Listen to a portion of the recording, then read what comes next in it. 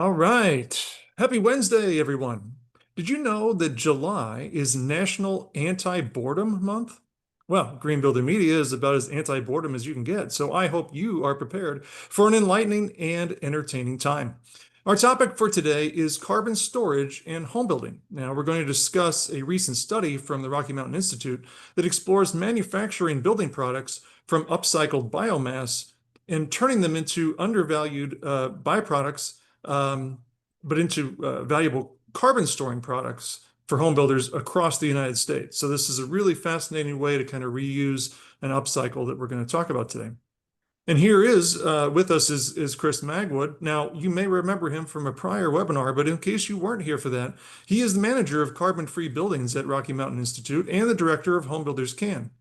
Now, Chris joined RMI's Carbon-Free Buildings team in 2022. He leads efforts on Home Builders Can, which is a unique community of practice for home builders working to decarbonize, and the development of the ResNet ANSI standard 1550 for the measurement and reporting of embodied carbon for homes. Now, earlier in Chris's career, he helped to establish Builders for Climate Action. He's been leading development of the BEAM carbon estimator tool for low-rise construction. He ran a design build firm specializing in carbon storing, healthy, energy-efficient new construction and renovations, and he's also had a hand in authoring 7 books on sustainable building. So Chris has been a very busy guy. Now, I want to make sure to recognize our sponsors for this wonderful webinar. The first one is Carrier. Now, they are founded by the inventor of modern air conditioning, and they are now recognized globally as a leader in high technology heating, air conditioning, and refrigeration solutions. The company's legacy began way back in 1902 when Willis Carrier invented modern air conditioning. And since then, Carrier has continued to innovate in the HVAC space. Understanding that today's homes serve multiple functions such as offices, maybe me, gyms, and entertainment hubs, Carrier designs smart features tailored to how people live, work, and play. Regardless of how a space is used, Carrier remains committed to enhancing comfort and reimagining what it means to feel at home. Mohawk is the world's largest flooring company. With leading market positions on 4 continents, Mohawk provides a comprehensive array of fashionable, high-performance, and sustainable flooring options for both residential and commercial spaces. However, it's not just about what Mohawk makes, it's about how they make it. Mohawk's approach to sustainability optimizes every point in the product cycle, from raw material sourcing to manufacturing, distribution, and all the way down to reclamation. This approach is designed to minimize the consumption of natural resources and reduce greenhouse gas emissions. And finally, for more than 30 years, Trex Company has invented, reinvented, and defined the composite decking category. Today, the company is the world's #1 brand of sustainably made wood alternative decking and railing, and a leader in high performance, low maintenance outdoor living products. Trex is the only brand to be recognized as Green Builder Media's sustainable brand leader 14 years in a row. If you're counting at home, that's every year the survey has been conducted. All right, now, during the course of today's presentation, you can submit questions for Chris. Simply use that Q&A function that you see near the bottom of the Zoom window. I'm going to review those questions and pose those to him after his presentation. All right, Chris, welcome back to the webinar series. Thanks. Thanks for the intro. Thanks to the sponsors.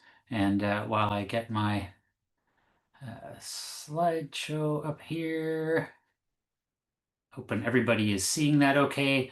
Yeah, thanks to everybody who has taken this hour out of your day to come and spend some time hearing about and ideally asking some questions about carbon storing building materials. So our embodied carbon team at RMI has sort of informally adopted this slogan, emit less and store more. You may have heard me speak in the past about the emit less part on reducing embodied carbon. This one is focused more on the store more part, where we're looking at how we can put carbon into buildings, make those buildings act like carbon sinks or carbon banks, and to do it with the best types of biomass that we can use. So yeah, just you already heard a little intro of me, so I'll be very brief on this. But I come from a long background, 25 years in residential design and build. Got my start as a straw bale builder and have, lots of actual hands-on experience with quite a few of the kind of products and materials we're going to talk about today. And did run a design build school for about 15 years. And I call myself an accidental embodied carbon nerd, really because I didn't set out to specifically look at embodied carbon, but in our building practice, we did really set out to try to make sure that we could quantify the things that we were telling our clients we were doing well. So in the realm of green building, that includes everything from energy efficiency to indoor air quality to waste handling. And as that business progressed, I realized it would be good to know the carbon footprint of the materials that we're putting into buildings and understanding that climate impact and being able to give our clients some actual data that shows that we're improving and doing better for them. And that was the start of what's been, I think, about a 12-year trip down the embodied carbon rabbit hole, which has been great and productive in no small part because it's really helped me to kind of understand the importance of carbon storage in buildings, and that's what we're going to be talking about today. And then also just briefly about RMI, we are, traditionally, I guess we would be called a think tank. We kind of put our own twist on that and call ourselves a think, do, scale tank. But as you can see on the screen, there's over 700 people at RMI, and we get involved in a lot of different parts of the clean economy, the clean energy transition. And I'm located in our carbon-free buildings team, but we have a lot of expertise in a lot of other areas as well. Okay, so I'm going to get started.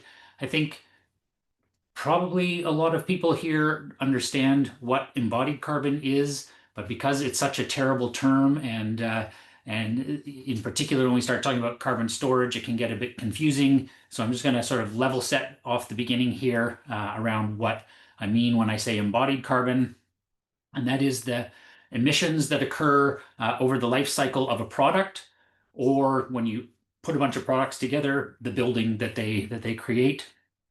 And in particular, I'm going to be talking about the product stage emissions.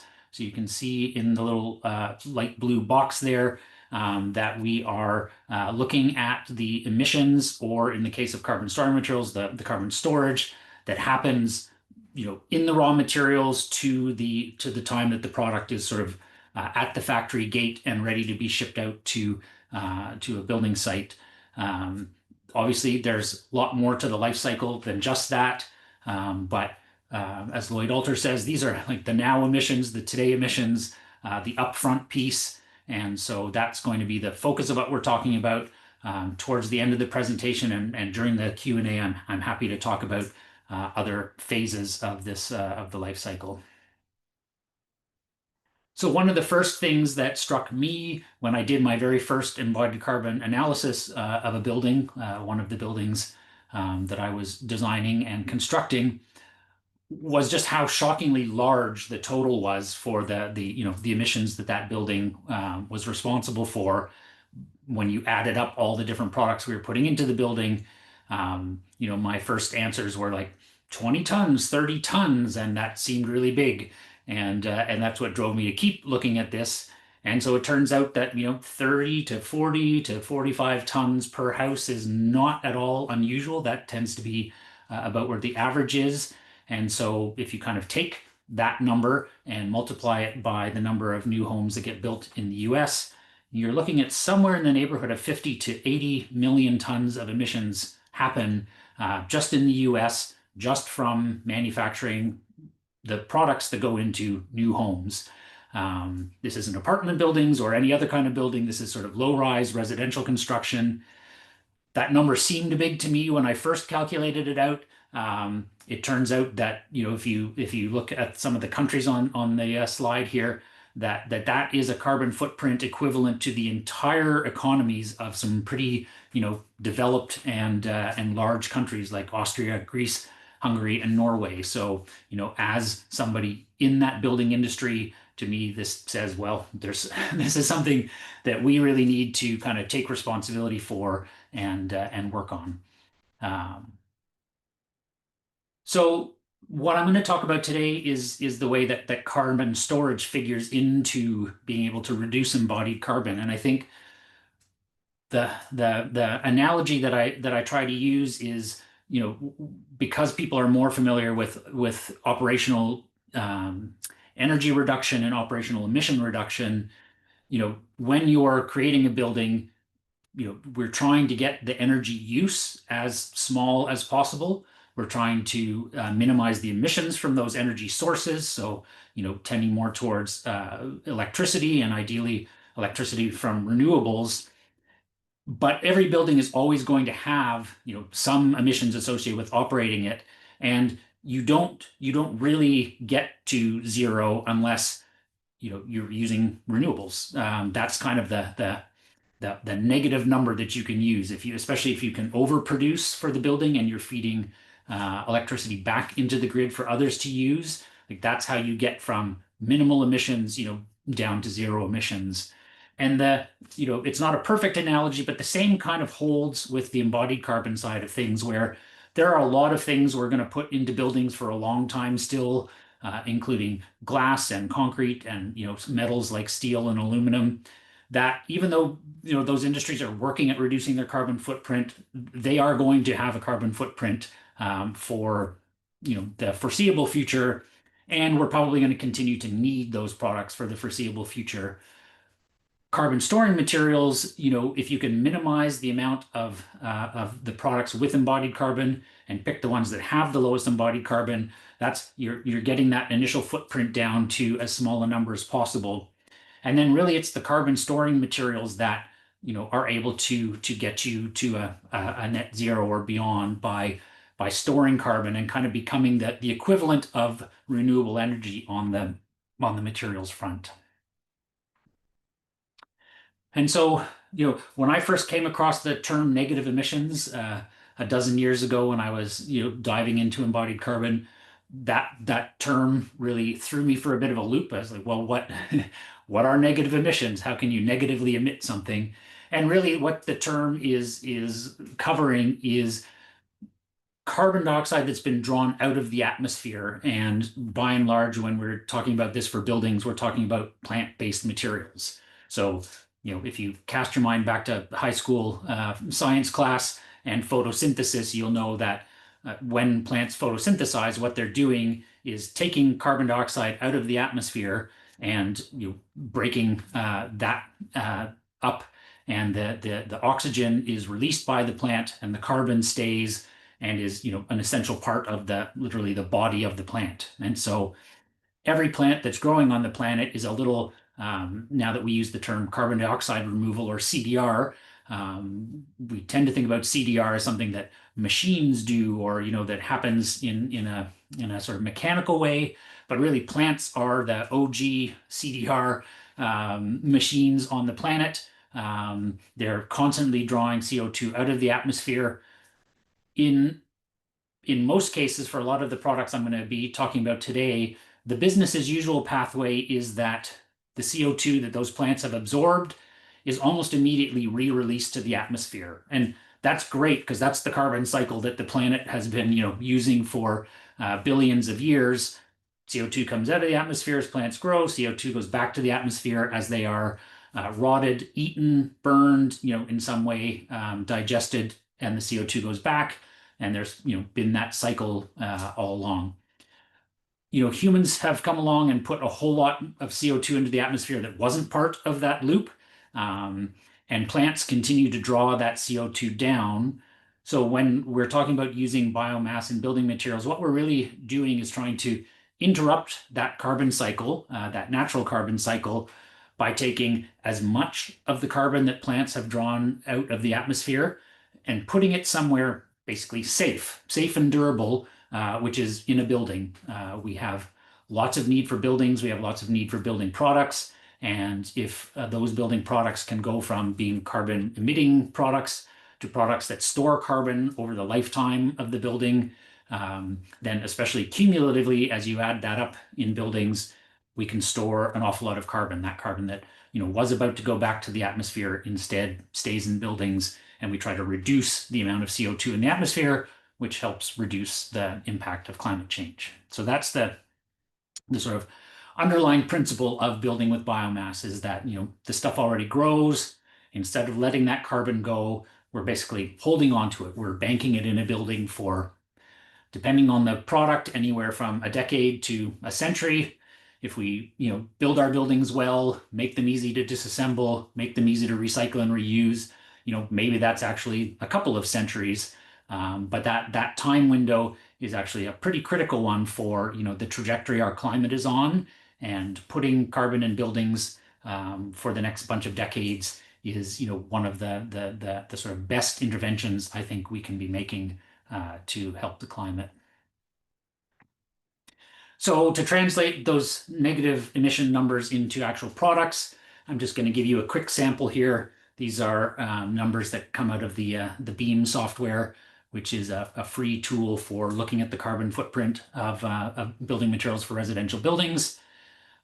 I made a quick model in Beam looking at a 2,020 square feet of wall area. This is actually the DOE's model single family home for the US at an R value of R20. So basically a 2x6 wall, a standard 2x6 wall with R20 of batt insulation in it. And just to sort of give you a sense that the first column here are the emissions. And so you can see that even though obviously every product is going to have emissions, no matter whether you're using biomass or, any other source of raw material. The act of harvesting that, transporting it, transforming it in a factory, there is always a carbon footprint associated with that. And you can see, with the exception of hempcrete here, all of those numbers are pretty close to being, in line with each other in terms of the input emissions that it takes to make something. But then the next column is sort of where the negative numbers come in. That is literally the amount of carbon in the biomass in that product. So to figure that out, there are average weights for carbon. So different types of plant matter will have a different percentage of carbon as part of their overall weight. It's usually somewhere between 40 and 50% of the total mass of a plant is carbon. But anyway, in the tool, each type of plant is attributed its actual amount of carbon stored. And so you can see in the quantity of insulation that it would take for this first one, which is hemp wool bats, there's about 1,000 kilograms of carbon stored in that material. There were 760 odd kilograms of emissions emitted to make that material. So, if you sort of do the net on that, there's some carbon storage of about 308 kilograms. And so you can see the comparative numbers. This isn't, this webinar isn't sort of meant to dive right into like product by product analysis, but I wanted to kind of, set everybody up by sort of seeing what this looks like. Because one of the questions people have is like, well, sure, there's carbon in this thing, but don't the emissions sort of outweigh it? And so this is, an attempt to kind of show that, well, no, in many of the products, the amount of carbon stored is greater than the emissions that went into making the product. And ideally, the better that ratio is, the more effective that product is as a carbon storage medium in our buildings. So over the past year at RMI, I've been working with a couple colleagues on this project, building with biomass, where we wanted to see, well, how much carbon could new American housing stock hold if we, identified lots of different products that could go in, if we made models that really accurately represented the types of houses, the size, the number of stories, the garage size, all of the variables that went into the product. So we kind of took all the housing census data and ended up making 40 different models. And each, if any model represented more than 0.1% of all US houses, we sort of made it as an individual model. And then we made a baseline model that kind of uses typical materials, conventional materials. And then we made a carbon storing model where we sort of were like, what if we could pack in all of the carbon storing products that are feasible to include in a home? What does that look like on a one home basis? And then what does that look like if we spread it out across the entire housing stock that's built every year? So to begin with, we took all of those 40 models and made a sort of business as usual model for that. And you can see, there was a range of results depending on the size of house, the type of house. Some of them were concrete homes, some of them are wood framed, some of them are 3 story, some of them are 1 story. Some have a 4-car garage, some have no garage. So, lots of variables that change the overall intensity. But you can see, the lowest emitting baseline model was about 25 pounds of CO2e per square foot of floor area. The highest was up around 44, and our average, fell in the sort of 34 pounds per square foot range. That was pretty much bang on with lots of real world examples that we've also modeled, so that this sort of came as no surprise. This was about what we expected. And, at the current rate of building new homes, which is just about 1.9 billion square feet of new home construction every year, that's a total of 28.9 million tons of emissions coming from, our sort of models here. So that's about 36 tons of emissions per house, and multiplied across all the homes, it's 28.9 million tons of emissions. So that was kind of our baseline model to compare with. There's lots of juggling around we could have done with that baseline model. It could have looked much worse. And in fact, my guess is it probably is. We chose, materials from the kind of lower end of the business as usual spectrum. We just wanted to be as fair to to business as usual as we can. But anyway, that's what the baseline kind of looked like. And then for our carbon storing models, we wanted to, set some really realistic criteria for the products that we were going to model in the building. The first one was that, the product had to be something that's already manufactured at a factory scale. So there's lots of really cool stuff out there that people are, tinkering with and innovating with. But, unless we could find, it didn't have to be in the US, but somewhere in the world, we had to be like, yes, this thing is made at the scale of a factory, and therefore, the process is already in place, and we know that we could see that enter the marketplace in a sort of large scale way. So that was one criteria. The next criteria was that the feedstock for that biomass building material had to be available in the US. So that meant we did not model a bunch of things that are often, in the mix when you're looking at a biomass building. So, we don't grow bamboo in the US, or not in any appreciable quantity. Cork is another one. So there were some products, anything with coconut or sugarcane bagasse. There are all kinds of building products out there that use those. Some of them are pretty well known. Cork flooring, cork siding. But we did not include them because what we were trying to do is identify, biomass grown in the U.S. that could be used here. And then our last criteria, and it was an important one for the verification of the study, but also a sort of limiting one, is that every product that we modeled had to have a verified EPD, or environmental product declaration. And that's kind of the standard document that's used to both show the emissions associated with the product and the carbon storage in that product. So again, there are all kinds of really cool products that meet the other two requirements that did not sort of pass that threshold. And, if we repeated this study in 2 years, we might find a whole bunch of products that then have EPDs, and our results would get even better. So the good thing about limiting to this, this criteria selection, is that it feels like quite realistic, that you could build homes this way, that you could expand the growth of them because the feedstock exists in the country, and that we actually know what the carbon footprint is. We're not guessing or sort of projecting. We have pretty good grounds to base that on. So now you can sort of see what the results is. So here I'm looking at just the gross storage, not the combined. We'll get to the combined emissions versus storage, but this is sort of like how much CDR could we squeeze out of this home if we put a lot of these products in?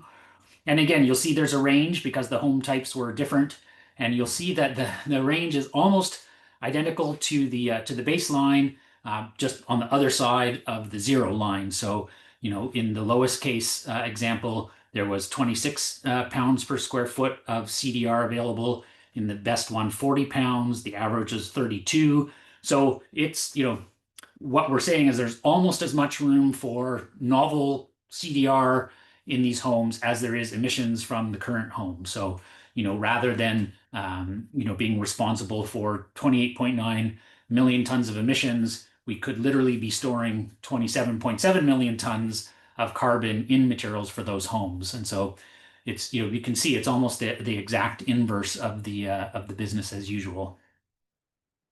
Now, if we combine those two things, if we, for the carbon storing model, if we look at the net between storage and emissions, the picture, looks different. And even with the most amount of carbon storing materials, our highest models still had very low, but actual countable emissions on the positive side.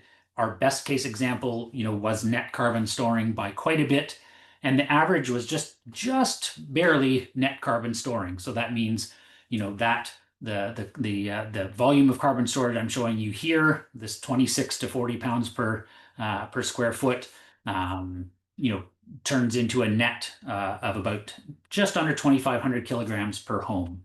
So, if we did all the net calculations, our building stock could go from, emitting about 30 million tons a year to going just below zero, about 500,000 tons of net storage in our buildings.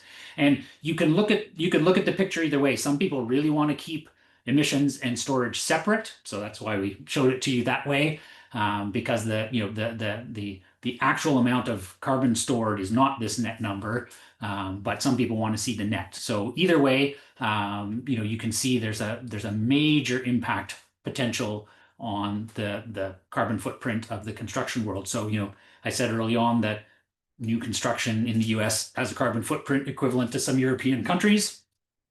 This would eliminate that. So even if we are not achieving huge amounts of net storage, we are essentially, able to see a path to completely eliminating the net carbon footprint from new housing, and that's significant. It would be like, turning off Norway, and it no longer emits. So this is a really, for me, a really exciting pathway to being able to address building emissions. Some other insights that came out of the study. I know for a lot of people there's question, and happy to get into this in the Q&A about the durability of biomass materials, and all kinds of things, how they appear, what do they look like.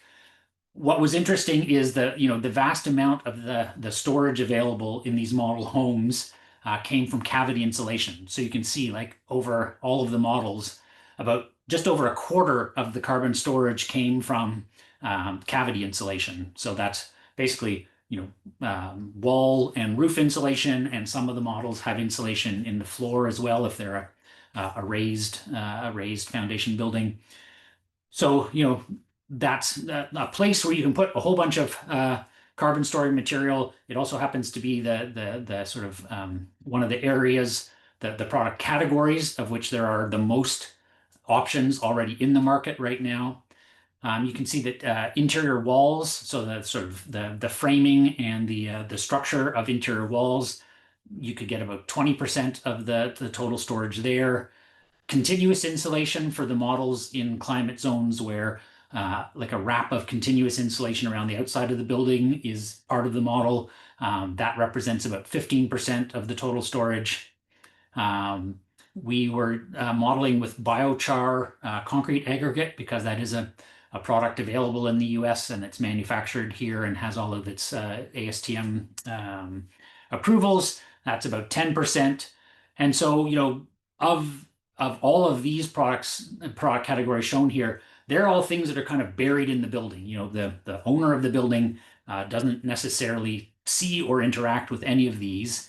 The interior finishes are the things that somebody would see. they're protected from the weather. So, a lot of the concerns about biomass materials and harsh weather, are averted, put that interior. But these are the things people see. So if you were a home builder and you wanted to put as much carbon storing, stuff into a building as possible, you could really concentrate on some areas like cavity insulation, like concrete aggregate, like interior wall partition framing, and get a huge amount of carbon storage without your clients' expectations of what their home look like really changing very dramatically. The other sort of leading question that tends to come up when we talk about these products is how much do they cost? Sure, we could, in theory, put a bunch of this stuff into buildings, but what if, does that make the building ridiculously expensive? And it's a valid concern because by and large, most of the biomass materials that are available today are from smaller manufacturers. They are relatively new. They are not recipients of the benefits of scale of production, and so it was really interesting to do this costing. We costed out the products from the business as usual model, and found that in 5 of the 7 product categories that we looked at, there was a biomass material option that was within 5% of the cost of the conventional option. So, 5% isn't nothing if you're adding 5% across a whole swath of materials, but in some cases, they're actually the same. In some cases, they can even be a little bit lower. So, and there were only a couple of categories where the price differential was a little bit bigger, getting, up we used yellow anywhere. I think it was 20% more. So, again, if you're a builder looking to do this, you can sort of weigh up the options, go with the ones that are affordable today at parity or even maybe lower than a conventional option. And maybe you don't do the ones that are slightly more expensive, but it was really great to see that there were so many options, in the American market now where the price was very comparable. One of the other leading insights here was that, for a country that has been responsible for a huge amount of the innovation in a lot of these product categories, the manufacturing footprint in the US right now is tiny compared to other countries. In particular, European countries and Australia far outnumber the US in terms of number of manufacturers, number of product types across the whole spectrum here. You can sort of see, I don't know that there's really anywhere where the US has more manufacturing than elsewhere in the world. So, there's just a huge opportunity to take manufacturing processes that we already know work in other countries and import those into the United States and sort of be able to produce a whole lot more of these products here. And one of the other, great sort of things that we found in looking at this study was that there is about 400 million tons of what we called undervalued biomass, for which we can already identify products that are being manufactured somewhere in the world. In our study, like I said, because we narrowed it down to things that had EPDs, we were only looking at 32% of that biomass. There's a huge chunk, the other 68%, a lot of it could be made into building products. They didn't have EPDs and/or we couldn't find a manufacturer to sort of demonstrate the potential. So they're left out of this study, but there's a huge potential, especially in the amount of corn stover and corn cob that goes to waste or incineration or combustion or rots in the US every year, to sort of transform that into building products. You would dramatically change the outcome of this study. You might double the amount of carbon that could be stored if we sort of open the doors to a few more of those innovative products. Another thing that we realized was there are all kinds of innovative products. I had a really hard time just choosing 4 here. These are not necessarily like the top 4, although I think they're all really really interesting things. But there's so much innovation going on in the US and in Canada, and actually around the world. But I picked things that were going on in the US here. products that again would radically transform the results of this study. But there were no EPDs for any of these products, so we didn't include them in the study because we couldn't sort of provide detailed, comparable emissions and storage data. But things like Prometheus, their algae-based cement has the potential to really radically change what the carbon footprint of concrete, which is about a third of the carbon footprint of most new homes. Things like Planted and their grass-based OSB replacement, Agriboard and their compressed straw, Aquamworks and their mycelium composite. I mean, the list could go on and on, but we wanted to flag in the study that hey, there's all this cool stuff. There's so much more potential than we're actually calculating here, just because we don't have the means to actually calculate these things. I'm assuming that that will start to change quite quickly as these products get into manufacturing and then are able to produce EPDs. We'd be able to reproduce the study and add a whole lot more product types into it. The other thing that we wanted to demonstrate in the study is that, this isn't just, there aren't just climate benefits to doing this. There are some really major economic opportunities here. Uh, you know, if you're looking to be a manufacturer, if you can manufacture a high value product out of something that somebody else is currently considering a waste, that's really low value, low cost raw material input into your product. And if we scaled up the amount of manufacturing to meet the demand that we're sort of pointing to in this study, we're talking 42,000 additional jobs, about $79 billion in economic activity, and then like 300,000 odd jobs associated with the production of that. So that's everything from boosting jobs on farms to handling the material to installers, all of that kind of stuff. So the economic analysis, I think, points to the fact that this isn't just like a nice thing to do or good for the climate, but not good for anything else. There's some really sound kind of economic incentives to think about all of that undervalued biomass as a really valuable resource for manufacturing.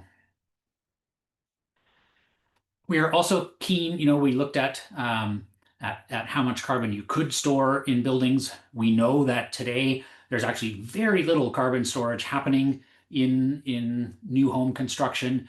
So we kind of did here at RMI, we love the S curve, the S adoption curve, showing like, this is hardly happening at all today, but you help encourage it, and then suddenly it'll sort of take off. And that's the S curve is based on adoption rates for things like solar panels, electric vehicles, where they go through a fairly lengthy couple of decades of gathering momentum, and then they suddenly hit a tipping point where people call it the hockey stick curve, where suddenly adoption goes way up. So we sort of applied a fairly a not overly optimistic S curve to this, and found that if only 25% of the buildings reached the quantity of biomass storage that we modeled in this study, that would be the equivalent of 100 million tons of carbon stored by 2050. And so you can again sort of see like the S curve predicts that hardly anything happens over the next 10 years, but then adoption does start to grow. If we can either speed up the adoption rate so that it starts happening earlier, or the percentage of people adopting, these numbers could get even better. But 100 million tons of carbon stored by 2050 would be the single biggest CDR effort on the planet by far.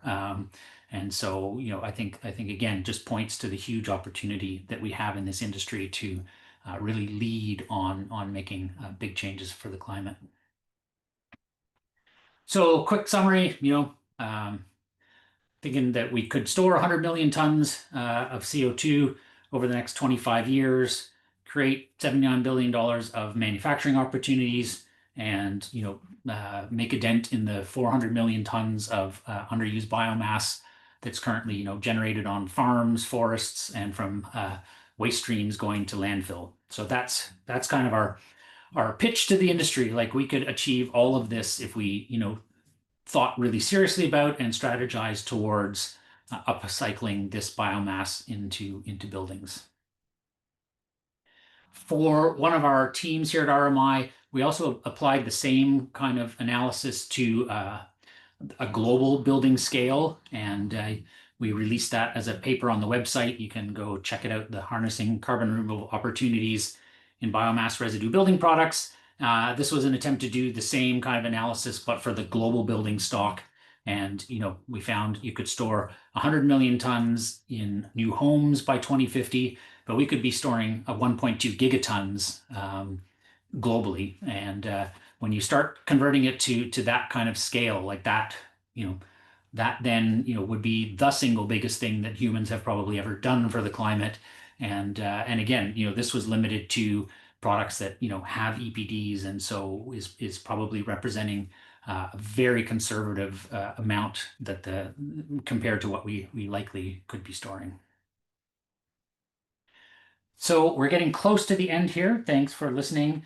Before I get into questions, I know one of the questions that always comes up is, does this short-term carbon storage matter to the climate? Because especially from people who are used to sort of typical life cycle assessment in LCA, we tend to say that this carbon storage ends up being carbon neutral because you put a ton of carbon into something, but at the end of its life, it comes out. So they call it the -1. So minus, you took a ton of carbon out of the atmosphere, but at the end of life, LCA just assumes that full amount of carbon goes back to the atmosphere. And so, -1 plus 1 equals 0. So we tend to think in LCA terms of these things as being carbon neutral sometimes, but not having climate benefit. And that's a great way to count carbon. The way that life cycle assessment does it, it sort of breaks it down by product, like the life cycle phase, shows you where the carbon comes in, where it comes out, where emissions happen.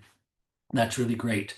But what it doesn't tell us is how does it affect the climate to have that carbon stored?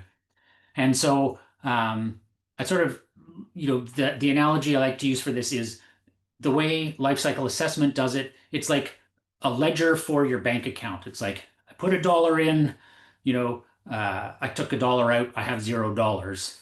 But the way dynamic life cycle assessment looks at that is it says, well, I put $1 into the account and it was in there for 20 years at X%. So when I take $1 out at the end, I still have more than $1. There's a benefit there. It's not just $1 in, $1 out. And the analogy isn't a particularly strong one for the climate, but it does, essentially the climate charges interest when you put emissions into the atmosphere because they don't just go in and disappear. They go into the atmosphere and they actually continue to drive warming for centuries. And when you take carbon out, even if it is just for 50 years, there's also a sort of interest in reduced warming over those 50 years that dynamic LCA gives you a glimpse into. And I mention that because these two camps are often seen as being opposed to each other, like this one is right and this one is wrong, or vice versa. And really, it's like, no, we need to count the carbon when it goes in and when it comes out and be clear on that. So we need that kind of accounting. But then we also should be looking at how does the climate respond to that. So it's sort of two different insights that you gain from these two different lenses, but it's the dynamic LCA, the valuing of the climate impact of stored carbon, where we actually see, well, this actually means something for the climate. It's not just a wash. And graphically, I've found this very hard to demonstrate or sort of make clear. My colleague Tracy sort of has helped me with this. I'm not sure we've developed the best way to talk about it, but if we look at a ton of emissions, so could be from a building product, could be from a ton of biomass that burns off in a field or rots off in a field. When that CO2 goes into the atmosphere, the global temperature, it drives warmer climate for, we cut this graph off at 100 years, but it gradually decreases over centuries, but every ton we put in warms the planet this year, and continues to warm the planet next year and continues to warm it next year. And because the planet's already warm, the more you trap, the warmer it gets. So it sort of has that cumulative effect. So, for the first 25 years after you make the emission, the planet just keeps getting warmer because of your emission. When we remove, it's almost the exact opposite of that. So, for the next 25-ish years, the planet gets cooler. I mean, it doesn't really, because if globally we're still putting more emissions in the atmosphere than we're removing, but it has the effect of tempering by the same amount. And then the question of, well, what about when you let that carbon go at the end of its life? To which, there's more than one answer. We don't have to let it go at end of life. It doesn't have to be a 100% emission. If we can recycle that, if we can turn it into biochar, maybe if we bury it in a really deep hole, there are all kinds of ways to make sure biogenic carbon doesn't re-emit at the end of its life. But say it does, it gets to 60 years, you re-emit it, it goes back into the atmosphere. And that essentially, this curve here is the same as this curve, but because you've cooled the atmosphere, or you've helped temper the atmosphere for those 60 years, the impact of re-releasing that carbon is a fraction of what it would be if it was just emitted. There's a whole bunch of climate science behind this that I'm not explaining, but there are some great dynamic LCA tools, and that's sort of what you can use to be able to map this kind of scenario out with. And obviously, the scenario changes. If it's a product that gets thrown out from the building in 10 years, this looks really different. If it stays in the building for 150 years, it looks really different. So that the length of time really matters. But no matter the length of time, there is a positive climate impact that isn't undone by the release of that carbon. And again, lots to talk about there if people want to go into it.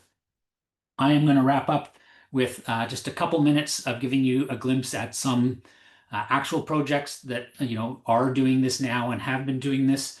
Again, just to give you a sense that this isn't like well, that's really nice in science fiction land 20 years from now. We could be building buildings this way. I just wanted to show you a handful where this is already happening. The first one here is one of the projects that I was involved in as a builder. We did panelized construction, so floor, walls, and roof made of panels.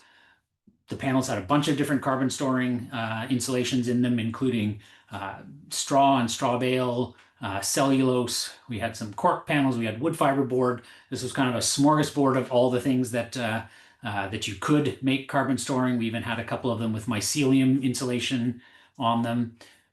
But in addition to the carbon storage, what we really wanted to do with this project was completely design the project for disassembly as a way of showing, hey, there's a way that this carbon doesn't have to go back to the atmosphere at the end of that product's life. And so we actually built this building at our home base here in Peterborough, Ontario. We completely disassembled it, put it up again at a design show in Toronto, did not have to waste or reuse or replace a single material. And then we took it down again and put it up on a client site again without having to waste or reuse or rebuy any materials. And so, to me, that's an important step in if we want to take carbon storage in buildings really seriously. We put a lot of carbon storing products in, and we make sure that those products are removable and reusable to the greatest degree possible, so that the longer we can extend the period of time that carbon stays out of the atmosphere, the better we're doing for the climate. So design for disassembly, whether it's just finishes or the entire building, is a great way to do that. I love this project from Footprint Development in Minneapolis. It's a 23-unit passive house building. They use some really conventional products like cellulose insulation and engineered wood siding. One of the carpet products from Interface that has a lot of bio-based material in it.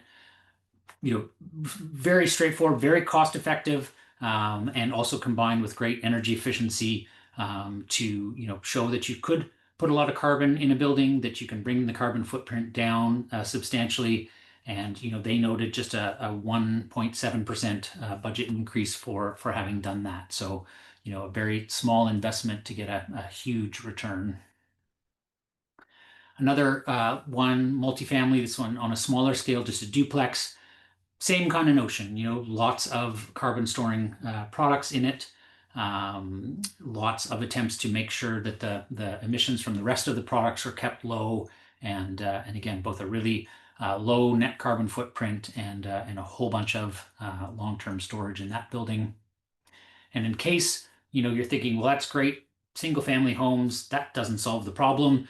I've got some larger buildings that are doing the same thing. So this is the world's tallest straw bale high rise, 12 stories, 65 apartments, 146 tons of storage just in the straw panel insulation. That's by the company EcoCocone. Lots of great things about this building. I would suggest you go look it up. It's they just finished putting the roof on it, and it'll be opening, and you'll probably be hearing more about this one soon. An older one, and sorry about the photo quality there. When I converted this to PDF, some of these things got a bit fuzzy. But the Jules Ferry residence in France, that was a prefab straw bale apartment building. That's actually, I think it's at least 10 years old now, if not more. Again, a couple hundred tons of storage in the straw panels that went into constructing that one.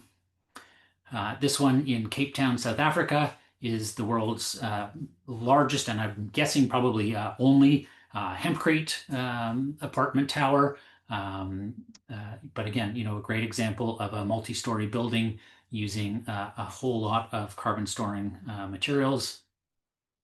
And in case you think this is just for new construction, this is not a residential project, but this is a retrofit of a sports hall in the Netherlands, where they wrapped an old concrete block building with panels filled with dense packed chopped straw, and again, up the energy efficiency of the building, and stored a whole lot of carbon. This I'm going to end on. This is a quote from a report that came out from the United Nations Environment Program a couple years ago now. And when this came out and I read it, I was just, felt like validation for, years of talking about the potential for carbon storage in buildings. But, this report is, kind of pointing to the exact same kinds of things that we've been finding in our studies, that this is one of the leading ways to really address the overall embodied carbon from buildings, but also to provide this huge reservoir of carbon storage that we really need for the climate. So emit less, store more. It's a simple message, probably not so simple in its execution, but I'm glad you all sort of stuck around for to hear about it, and hopefully gives you at least a little push towards doing your part to emit less and store more. And I'll just wrap up with a few resources that if you want to explore this further, you can check out. Any of these resources are a good way to dive a little bit deeper. And so with that, I'm happy to take questions. All right. Thank you, Chris. Yes, definitely. If people have questions, please send them in. We certainly have some that we can get to now. We're going to start with Clement. An interesting question. I'm trying to get you through this one here. He's wanting to know if there's any agency that has like a resilience versus maximum carbon storage calculator. So think of it like cost benefit analysis, but in a different way, with the main consideration being the average carbon cost involved in, let's say, rebuilding a lesser resilient structure that's been destroyed in a natural event, where, let's say, a more resilient structure would have survived, but the carbon storage would have been less on the more resilient structure. Like, does anybody Yeah. have anything that helps with that? There is no sort of magic tool that helps with that. But I think the two things aren't as diametrically opposed as people might think. It's not like, you know, there's this example which is highly carbon storing, but boy, it melts the second a raindrop hits it. And then there's, this concrete bunker that lasts through anything, but boy, does it have a big carbon footprint. Like, yes, those are two extremes, but neither of them really hold up, right? Like, you could make that concrete bunker out of the lowest carbon concrete and, be inventive with the concrete mix and, put a bunch of biochar aggregate in there and get that concrete very close to, being neutral on its emissions. Like, we're not that far away from being able to do that. And on the other side, like, the people assume that these biomaterials like literally do either melt at the first drop of water or like combust, as soon as the thermometer gets a little warm outside. And 30 years of straw bale and hemp construction in North America and around the world has proven that to be like absolutely not true. The fire performance of some of these materials is actually better. All kinds of examples from wildfires in California where the straw bale house is the only thing left standing. Everything else burned down. Like, there's literally dozens of those examples. Built properly, and I'm not going to go into the building science of it, but vapor permeable wall systems made out of natural materials are incredibly resilient in the face of moisture.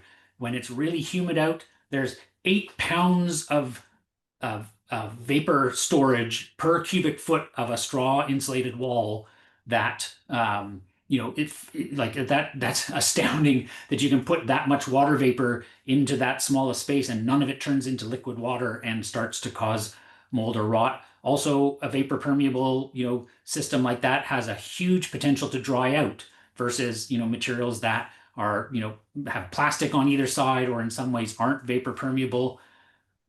So, and if your issue is flooding, it doesn't really matter what you build out of. Like, you could have all foam, all mineral-based insulation. If the building goes 4 feet underwater, all of that's getting ripped out. Like, the wood framing is rotting, the floor is rotting, like the drywall's all gone. Like, it's not like our conventional buildings are really resilient and these other products aren't. They're actually very comparable in resilience, and so it's more about design. Like, if you live in a flood area, don't build in the floodplain and get the building, up off the ground. Then you could build with just about anything you want and be resilient. So I think it's, I'm maybe making light of it. There is a case for like, what things last long, and definitely things that last long, you know, mitigate some of their upfront carbon footprint. But if you cast your mind back to that graph I showed, the concrete bunker, like it, like sure, if it lasts 300 years, but it doesn't matter. Like, it started making the planet really hot the day it was made, and it keeps making the planet hot for its entire lifespan. Like, you actually could rebuild a carbon storing building dozens of times. Not that you want to, it's a dumb thing to do for cost, but for the climate impact, you could rebuild a carbon storing building 20 times and it won't have the climate impact of building, a really high carbon footprint building once. So it's not as simple, but it's also not as opposed as people think. Like, there are absolutely ways to make sure the roof stays on, you avoid floods, you're not a fire hazard with carbon storing materials. It's just as easy to do as with not carbon storing materials. Okay. So we'll kind of bounce around to different people's questions, but Sure. we're going to try and get to all of them if we can here, Chris. Um, I had one question come in from Joseph in regards to um, sourcing. So, how important is the source of the biomaterials in determining some of these values? Do they have to be diverted from feedstocks that would have maybe ended up decomposing rapidly? Yeah, I mean, those are the ones we concentrated on in the study. That's why I sort of kept using the term undervalued biomass. So by and large, we're looking at things where the part of the plant that's going into the building is a byproduct of some other thing, mostly food production. So, I talked a lot about straw. Straw shows up a lot in the report. It's, one of the products that has the most uses and the most sort of manufactured options available now. But that comes from growing grain. So why do we have so much of it? Because we grow a lot of grain. We grow a plant that's, 16, 20 inches tall. We take the seed head off the top of it and we eat that. And then there's a stalk left over. So, that's where I think, the real biomass wins is in these, 400 million tons we identified of various types of biomass. It can be shells from nuts, it could be husks from rice, it could be straw. There are lots and lots of examples, but that stuff was being made already. And the part that we're saying you should turn it into a building material, yes, it was going to either be burned off or rot off or, in some way go back to the atmosphere really quickly. So that's the advantage. And I know, like, I did not really address virgin timber products in this study at all. And, there obviously are a lot of carbon atoms in that, in timber that you put into buildings. Um, I'm, the complexities around understanding whether that has climate benefits and how big or how small those climate benefits are. There's a part in the report where we sort of said we're going to sidestep that issue and not really talk about it. It may be that they're storing a lot. It may be that they're storing nothing. That's really complicated. But this other biomass is actually really straightforward because the counterfactual is it was going to go back to the atmosphere. So if we can, take that and put it in a building, that's, there's such a clear climate benefit to that. And I guess maybe to just go a little further on that question, I think the best case scenario of, a building industry that starts to redirect in this way is that we are using regionally available biomass. Like if you're in California where they grow a lot of rice, don't import wheat straw from the east side of the country. Use the rice straw that's on the west side of the country, or whatever the biomass happens to be. Different parts of the country are rich in different types of biomass, and people do get worried a lot about transportation emissions. They typically don't undo all the carbon storage. They just sort of knock some percentage off it. But I think, just practically speaking, let's not import this stuff from Europe. Let's not get Dura straw panels from Australia. Let's take, straw from just down the road and turn it into those same kind of panels. The benefits are better for the climate. They're also better for your local economy. They're also better for resilience to your supply chain. There's lots of reasons to try to be more regional. And I think that was maybe part of that question as well. All right, we have more wonderful questions coming in, Chris. So I'm excited to get to these because there's some really good ones in here. Let's go to Megan's question. So she's asking about the 36 metric ton carbon intensity per home figure. Is that based on the entire life cycle of the home, including maintenance, or is that just from the upfront impacts? That's just in LCA nerd terms, A1 to A3, just the product phase emissions. So that number would get bigger for the home if you added maintenance, replacement, end of life. You'd expect that to grow. Depends then where you draw the end of life of a building. That's always the thing with LCA. But yeah, so we're just looking at that upfront part, largely because, well, for two reasons. It's a big part, and again, now emissions matter a lot to what happens with our climate. But also, those are the ones that are measurable and verifiable in the same way. Like the rules around making EPDs they're in pretty close alignment on A1 to A3. Everything else gets a bit speculative, and everybody does it slightly differently. So it's hard to know, how far did something travel, how many emissions happened during installation. I'm noticing the comment from Peter in the thing, like end of life is a big issue. Like, incineration is really different than landfill. Open landfills are really different than deep landfills. Landfills with methane, reclamation are different. So what those emissions look like, it's you make a lot of assumptions there, but we don't have to, there's a lot less assumption and more measurability to those upfront emissions. Okay. Let's go to one from Andy. Why don't we see some of these materials more commonly available? Is it like a scalability issue? that would satisfy the incredible need for more housing? I think, until people started really paying attention to the climate, I made a lot of things like these things perform just as well as conventional materials. They cost about the same as conventional materials.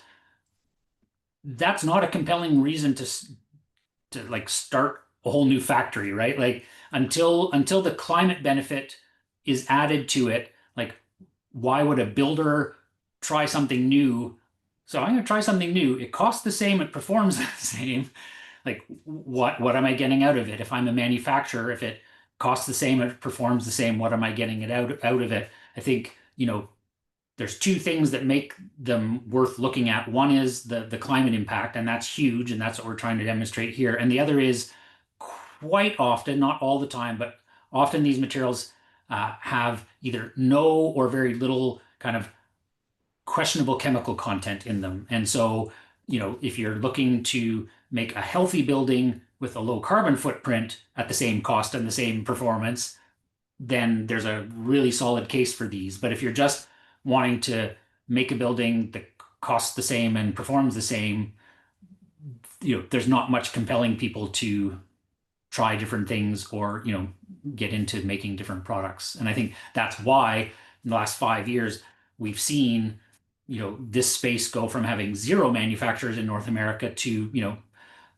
10 or 12. It's not enough to get us where we're going, but the fact that there is this climate benefit is starting to matter, and that's the kind of tipping point, I think. And our friend Eric brings up the good point too about how, this reason alone may not necessarily push builders to go with this, but to take this into context with other benefits, such as improved resilience or lower cost materials, maybe supply chain risk reduction. It's you got to look at it as more than just Yeah, this one singular benefit. yeah, yeah. And I think, obviously everything we put into this report, the common factor is the climate piece. Like these are all better for the climate. Individually, some are way better options for, indoor air quality or, health or lack of chemicals, but some aren't. And some are more resilient and some aren't, like then it gets into what are your criteria and, which specific of these biomass materials might meet all of your criteria. It's probably not going to be all of them all the time, for all uses. But where you can stack those benefits, you want to choose the one that's giving you two or three or four things you're looking for, and not just the climate piece. So here's a kind of a specific question from Trey. In regards to graphene concrete, and I hope I'm pronouncing that correctly. Do you have any thoughts on that process versus something like biochar, and their respective carbon footprints? Mhm. Um, I'm going to wade into some slightly uncertain territory here. I know, Okay. I've seen the EPDs for three different biochar concrete additives, and they are all showing like very carbon negative carbon storing.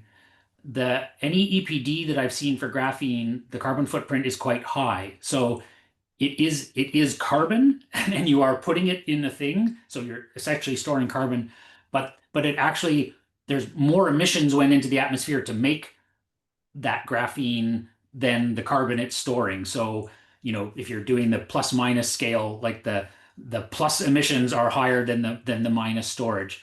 I don't know that that will always be the case. I'm sure there are people working on bringing that down, but everything that to date that I've seen on graphene, it hasn't tipped that balance. I mean, the same thing goes, people are really interested in CO2 injected concrete. Right now, the CO2 that's being injected into concrete is sort of manufactured CO2. And the emissions it takes to make that CO2, bottle it, and get it, into the concrete are higher than the amount of carbon that actually gets stored in the concrete. So like both of them feel like ideas that are going in the right direction, like putting carbon in buildings, but right now their processes are such that it doesn't pan out to be like a climate benefit. So let's go back to Joseph because he had a couple other questions too. Do the assumptions about land use changes and assumptions about, say, future forestry management practices, do they come into play when you're determining stored carbon values? And he throws out the example of, is there an assumption that the forest has to be responsibly managed for 100 years? Hmm. Um, so can we talk a little bit about Yeah. that? So again, I'll say we didn't touch forestry products at all in this report Right, right. because those are big questions, and quite frankly, the answers are different in different types of forests in different places. The pressures on forests are different. Um, one of the things we did look at as a feedstock is the thinnings that are coming out of certain forests because Forest Service is going in and taking out small trees to reduce the likelihood of wildfires. So in that case, that fiber sort of matches the same criteria as the straw or the hemp or whatever. Like they're pulling all this stuff out of the forest and there's nothing to do with it. Sometimes it is being burned off, sometimes it's being rotted, but like it is becoming an emission. So, but I think the forestry question, it's super complex and the answers are going to be different regionally and by practice and by species and by how long you leave it in rotation. Like and I'm not, I hope nobody leaves saying, oh, that Chris Meg guy says, wood products aren't any good. I'm not saying that at all. I mean, they do have a very low carbon footprint up front and they may very well have a climate benefit. I have not either done or seen an analysis, broad analysis or specific analysis that I feel like, oh, that's answered all my questions about, the climate impact of this. So I think just, so we just sidestepped that in this thing and did focus on things, you know, where there has been land use change. All our farmland that's making that wheat and that corn right now, a lot of it used to be forest. It got cut down, but it didn't get cut down this year for that, or very little of it did. So, we're trying to focus on the biomass where we're already doing the thing. Like we're growing the corn, we're growing the wheat, we're growing the soy, we're growing the whatever we're growing, and there's a whole whack of biomass left over when we do that. That's, I think, where the sort of the key opportunity is.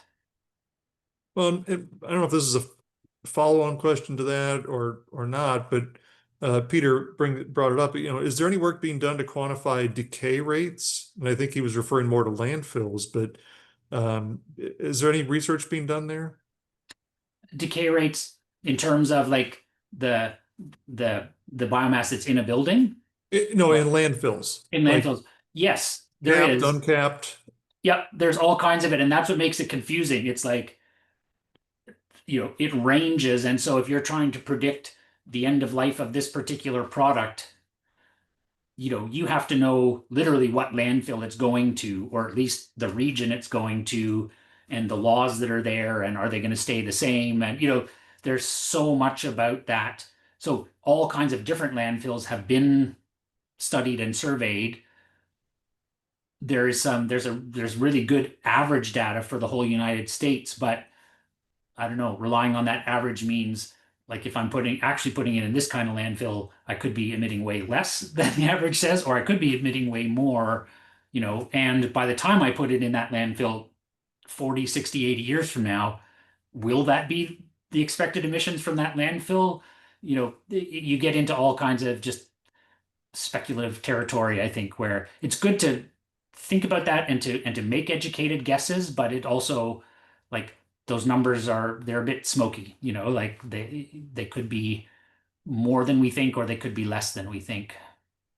Yeah, it's probably going to land more in a range than it will on a specific Yeah. trajectory on a graph. Yeah. Um, Well, okay, so let's go to a question from Megan. What service life assumption do you typically use for residential buildings in the US? Well, again, for this study, we made none of those assumptions because we are just looking at the upfront. I mean, that's another one of those questions, that the sort of the typical number for a life cycle assessment is 60 years. Okay. I don't know that that's necessarily defensible. Uh, if I look out either of my windows here, I'm looking at houses that are way older than 60 years old. One of them is 150 and one of them's 100. So is my whole neighborhood. Is 60 a good number? I don't know. Sometimes people build a small development and it gets mowed down 15 years later because a shopping mall is going in. I don't know. I feel like 60 to 100 years probably gives us again, like a reasonable range to think about, and you'll never actually be right, but you'll have made an educated assumption. Yeah, I think it's probably got to just be more an average, right? You're Yeah, talking about the age of what you're seeing right there. I'm sitting in a building that's a little over 20 years old. I'll look out my window, Chris, and I see a house that's 3 years old. So yeah, it's, yeah, you get all sorts of numbers, right? And you kind yeah, of break it up into an average. yeah. Okay, let's go to James's question. He's wanting to know in regards to straw bale buildings. Is it difficult to get either the buildings and or the products approved, locally or nationally? And then there's a follow-up to that. Sure. I would say it depends where you are. So the the International Residential Code, the home building code for the US, adopted a straw bale appendix in 2015. So there's literally code language that supports, up to two-story straw bale construction. All the prescriptions are there. Only a handful of states have adopted it, and some states you can get a permit by referring to it, and the building department will be reasonable and go, oh yeah, there's a well-supported code document I could use to say yes. Or they could say, no, our state doesn't do that, and they'll say no. It's a mixed bag. You know, this week or early next week, the state of Minnesota is looking at adopting that, straw bale appendix into their code. So I think, again, there's no great singular answer, but I would say, my best guess from looking at a variety of sources, that there are like maybe in the neighborhood of like 8 to 10,000 straw bale homes in the U.S. So a whole bunch of people got them permitted. They probably all had, their own way of getting that done. They might have had to hire an engineer. They might have been able to do it by code. They might have had to do an alternative compliance kind of pathway, but it is doable. In terms of the product question, one of the reasons straw bale building is still really small is because the product is a bale. It comes off a farm. It's not a product, and so it lacks the kind of standardization and commodification that we associate with building products. So straw bale buildings tend to be very one-off because you have to go get the bale from a farm. Like, you're not going to your building retailer and ordering a truckload of building bales. And so that's been a limiting factor. Where you see straw starting to really ramp up in use is in prefabricated wall panels, compressed straw panels, like things that do turn it into more of a consistent product of the same weight and density and size, that it sort of scale jumps when you start to sort of change it from that raw bale form. Well, that explains why I couldn't find the straw bale section in Lowe's. That's I couldn't find it. Um, It burnt well, down, that's well, to that last point there, not about the lows, but about the consistency, right? The standardization. Do you think it would be easier to potentially get those types of products approved if it came from a manufacturer, like you were showing Oh with yeah, Eco yeah, Cocoon versus exactly. the I Yeah. got to go to the local farm? Yeah, that's why, in our study we said we're only dealing with products that we can see factory scale manufacturing happening, and it has an EPD, because then it is a more standardized product, and it may not be a mega factory, but it's like somebody has figured out how to turn out a product with, consistent qualities and properties versus, yeah, having to go to the farm. And I think, that's an important, way that these things are going to scale jump. Like, they have to be something that, you get the same thing every time you order it, and you're not having to do the sort of craft thing of looking at some bales and deciding are these good ones or not good ones. That works for some people, but it'll stay small if it stays like that. Right. Okay. So I got three questions left then, Chris. We're going to go to one from Robert here. He's talking about existing buildings, and he's wanting to know if their stored carbon can be factored into the lifetime carbon budget when considering whether to demolish the building or to simply make alterations. Absolutely. Yeah, that's a great use of sort of whole life cycle accounting, which is not what I've done here. I've done upfront.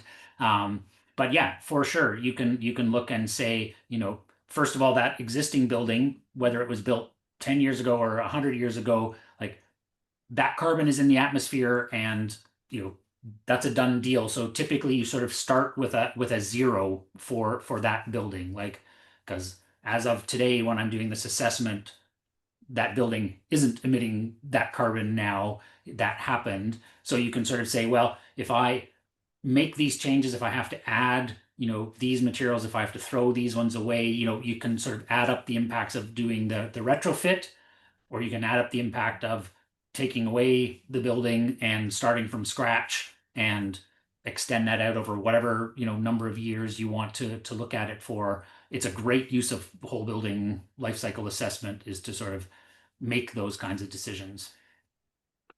All right. So one, going back to Peter for a second here.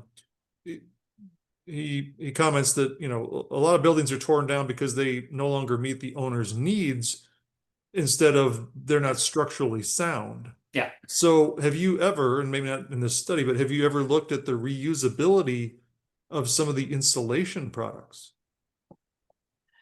Um, Not specifically. I mean, quite often insulation isn't removed. Like the kinds of things people take down and throw away are like exterior siding. I don't like what my vinyl siding looks like anymore. I'm going to change to steel or aluminum or whatever. Or I don't like this floor anymore, or whatever. The sort of finishes tend to be the things that get treated like that. Um, not very many people are like, I'm not satisfied with my insulation. Like, I'm going to take it out and put, a new kind of insulation in. People might add insulation, or, in an attic, top it up. But, I can't think in my experience of very many cases where insulation was being removed and therefore like we wanted to reuse it. It's one of the things you tend to leave in a building, and I know that that's not always going to be the case. There's going to be exceptions to that, but by and large, it's um, but I think I put my zero house project in there because I think design for disassembly and reusability is like it's 100% key. Like it's, and we proved it. We're a little tiny building company, $0 R&D budget, zero, any additional costs. We made a building where every single material can be taken off and put on multiple times and nothing gets wasted. So there, in that building, if somebody's like, I don't like this plywood interior finish that you put in my building anymore, you can take every one of those pieces of plywood off and sell them to somebody or reuse them for something else, and all they've got is a couple screw holes in them. Like I think that's where we need to get to. And if you can design even with some non-carbon storing materials, that's great. Like, I always sort of say if we built cars the way we build houses, you would smash the hood off your car every time you wanted to change the oil. Like that's what we do. Like we put drywall on our buildings, or like we put stuff on our buildings. And if you need to fix anything, you need to change some wiring, add a thing, move a thing, your option is smash that into pieces and put a new thing in its place. Like that just seems ridiculous. Show me where the fasteners are and show me how I can take that thing on and off. And, Right. you've just made the biggest improvement to the life cycle carbon of a building you'll ever make. If you can actually remove all the materials and reuse them, that's like that's amazing. And it's not that hard to do. So are you proposing hinged drywall? Is that what? Why not? There you go. Hinge See? drywall, like why not? Like why isn't there just a nice fastener, pattern on my wall with really attractive fasteners? Like why can't I take that sheet of drywall off, do whatever needs happening and put it back on or decide, actually I'd rather have plywood than drywall. I'm gonna take this drywall off and my neighbor's gonna buy it and put it in their place and I'm gonna get the ply like Oh, it's all around. I think it's not that hard for us to think about like so many other industries do it. You make something with the understanding that somebody's going to have to service this thing at some point. I mean, cars have a hood that pops open. They have body panels that you can take off and put back on. The analogy for the house is, oh, I need to fix this part of my siding. Well, smash it all off the building and go get new stuff. It's very old school, and we could be doing a lot better. all right. Final question here came from Megan. It's very timely. Um, and you're going to have to tread lightly. Do you have any thoughts on whether U.S. tariffs might affect the price of carbon storing products if they have to be shipped from the U.S. to Canada or, they're going across borders? Because she's just curious if that's something that we should keep in mind. Yeah, absolutely. I mean, I think again that's in the report. Even though I'm Canadian, RMI is a U.S. organization. Like we very much focused on biomass that's grown right in the U.S. right now. Because your bamboo cladding, your cork flooring, whatever, for the next however long, probably are going to go up in cost because of tariffs. But regionally supplied biomass made in a factory, in your region, like unless we get into weird state to state tariffs, things devolve to that point, that is one way to create supply chains that aren't as vulnerable to those kinds of changes. All right. Elizabeth snuck in one last question, so we're going to get to it. She wants to know how can we, us, the industry, promote these practices with indigenous populations and in global South economies? Is there some sort of guidebook, let's say, or best practice methodology, so that each bioregion can begin to identify their own unique climate positive material pipeline or supply chain? Yes, I would say yes, and I would say like, you know, we don't necessarily need to show indigenous populations that. Like some of the real leaders in North America, in Africa, in India, those are the places that I'm aware of are actually the leaders in the space already, and we could take a lesson from them. I would suggest looking at the film that was done on the Lower Sioux tribe and their hempcrete home thing, where they're like growing the hemp, processing the hemp, and making the homes, all on their own land. Like that, they're doing the thing that I'm saying, hey, we could do this thing in this study. They're already doing it, and they're not the only example. I think in a lot of ways, um, the sort of wider building industry would benefit from seeing what's already happening in those communities and not being like, hey, we got this thing we can show you. It's like, well, their knowledge is actually based on those principles, and they're the ones that are likely to be able to teach us a thing or two about it. All right.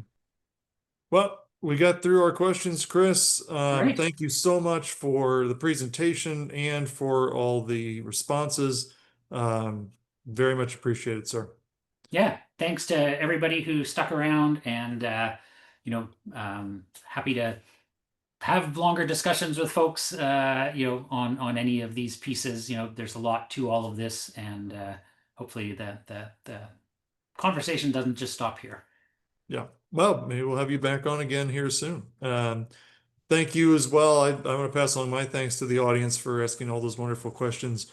And of course, our sponsors as well, Carrier, Mohawk, and Trex Company for their generous sponsorships of today's webinar. Our next one is going to be with the Housing 2.0 program creator, Sam Rashkin. That's right, he returns on Thursday, August 21st, to discuss how to manage affordability uncertainty. That's especially timely given all the tariffs on various materials.